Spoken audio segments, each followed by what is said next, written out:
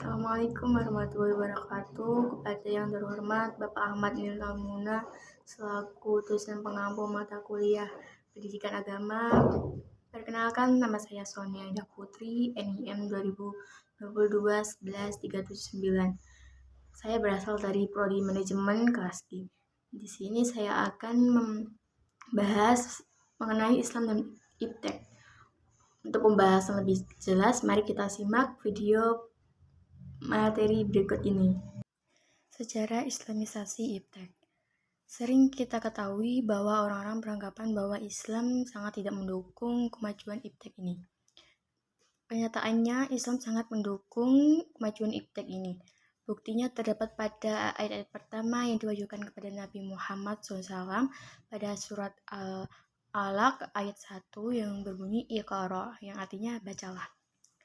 Secara jelas menegaskan semangat Islamisasi ilmu pengetahuan dan teknologi kontemporer, yaitu menekankan bahwa Allah SWT yang menjadi sumber dan asal ilmu manusia. Allah SWT akan mengangkat derajat orang yang berilmu melebihi orang yang tidak berilmu. Oleh karena itu, pengembangan ilmu pengetahuan dan teknologi dengan ragam modelnya sangat dianjurkan oleh ajaran hukum Islam. Berikutnya ada strategi pengembangan Islamisasi iptek.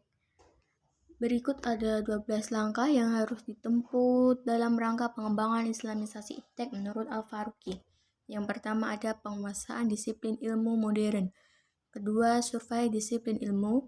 Ketiga, penguasaan khazanah ilmiah Islam atau analisis. Keempat, penguasaan khazanah Islam atau ontologi. Kelima, penentuan relevansi Islam yang khas terhadap disiplin-disiplin ilmu. Keenam, penilaian secara kritis terhadap disiplin keilmuan modern dan tingkat perkembangannya masa kini. Ketujuh, penilaian secara kritis terhadap khazanah Islam. 8. Survei masalah yang dihadapi umat muslim. 9. Survei permasalahan yang dihadapi manusia. 10. Analisis dan sintesis kreatif. 11. Penuangan kembali disiplin ilmu. 12. Penyebarluasan ilmu. Nah, di sini ada 4 prinsip konsep ajaran Islam terhadap pengembangan iptek. Yang pertama ada iptek dalam Islam dikembangkan dalam kerangka tauhid atau teologi. Teologi yang dimaksud yaitu teologi yang memunculkan kesadaran, yakni suatu matra yang paling dalam dari diri manusia yang memformat pandangan dunianya, yang kemudian menurunkan pola sikap dan tindakan yang selaras dengan pandangan dunia itu. Oleh karena itu, teologi pada ujungnya akan mempunyai implikasi yang sangat sosiologis sekaligus antropologis. Yang kedua, iptek dikembangkan dalam rangka bertakwa dan beribadah kepada Allah SWT. Hal ini penting ditegaskan karena dorongan Al-Quran untuk mempelajari fenomena alam dan sosial tampak kurang diperhatikan sebagai akibat dan dakwah Islam yang semula lebih tertuju untuk memperoleh keselamatan di akhirat. Hal ini mesti diimbangi dengan perintah mengabdi kepada Allah SWT dalam arti yang luas termasuk mengembangkan iptek. Ketiga, iptek dikembangkan oleh orang-orang Islam yang memiliki keseimbangan antara kecerdasan akal, kecerdasan emosional, dan spiritual yang dibarengi dengan kesungguhan untuk beribadah kepada Allah SWT dalam artian seluas-luasnya.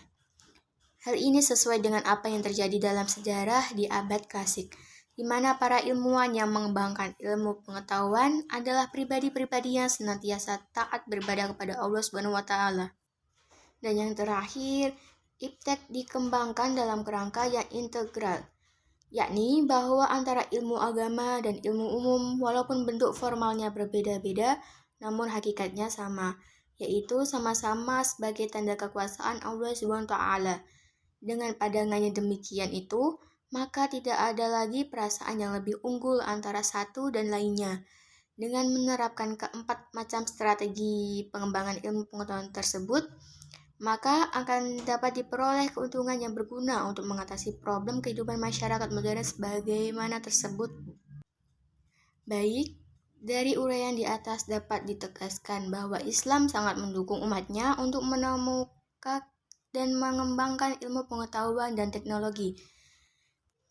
Ajaran hukum Islam secara normatif dan empirik sangat memuliakan orang-orang yang beriman dan berilmu dengan beberapa derajat. Dalam ajaran hukum Islam ditegaskan bahwa tidak sama antara orang yang berilmu dengan orang yang tidak berilmu. Dengan demikian, pengembangan iptek dengan ragam modelnya sangat dianjurkan oleh ajaran hukum Islam. Sekian pembahasan materi yang dapat saya sampaikan. Bila ada kesalahan dalam pengucapan atau yang lainnya, mohon dimaafkan. Wassalamualaikum warahmatullahi wabarakatuh.